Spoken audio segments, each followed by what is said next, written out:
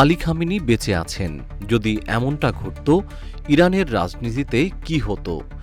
চলমান যুদ্ধের মধ্যেই চলছে এমনই সব চুলচেরা বিশ্লেষণ। বিশ্লেষকদের মতে ট্রাম্প নেতানিয়াহুর পদক্ষেপ অনিচ্ছাকৃতভাবে ইরানের জন্য কৌশলগত সুবিধা তৈরি করেছে। আলী খামেনির হত্যাকাণ্ড এমন এক সময়ে ঘটেছে যখন স্বাভাবিক মৃত্যু হলে দেশটি একটি জটিল ও ঝুঁকিপূর্ণ রাজনৈতিক রূপান্তরের মুখে পড়তে পারত। বিশ্লেষকদের মতে স্বাভাবিক পরিস্থিতিতে খামেনির মৃত্যুর পরপরই সবচেয়ে বড় প্রশ্ন হতো উত্তরসূরি কে হবেন। এই প্রশ্নকে কেন্দ্র করে ক্ষমতাসীনদের মধ্যে মতবিরোধ, প্রতিযোগিতা এবং নেতৃত্বের ভেতরে বিভাজন দেখা দেওয়ার আশঙ্কা ছিল। এমন পরিস্থিতি দীর্ঘায়িত হলে তা রাজনৈতিক অস্থিরতায় রূপ নিতে পারত এবং বিরোধী গোষ্ঠীগুলো এই সুযোগে আন্দোলন জোরদার করার চেষ্টা করত। তবে হত্যাকাণ্ড পুরো প্রেক্ষাপট বদলে দিয়েছে।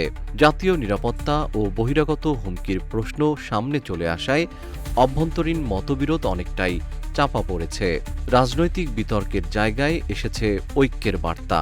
ফলে বিরোধীদের জন্য অবস্থান নেওয়া কঠিন হয়ে পড়েছে, কারণ এই সময়ে কঠোর সমালোচনা সহজেই বহিরাগত স্বার্থকে সমর্থন হিসেবে চাপে ফেলত।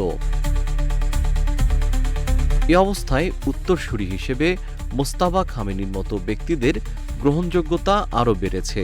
স্বাভাবিক অবস্থায় এমন কোনো উত্তরাধিকার প্রক্রিয়া বংশানুক্রমিক শাসন নিয়ে সমালোচনা উস্কে দিতে পারত।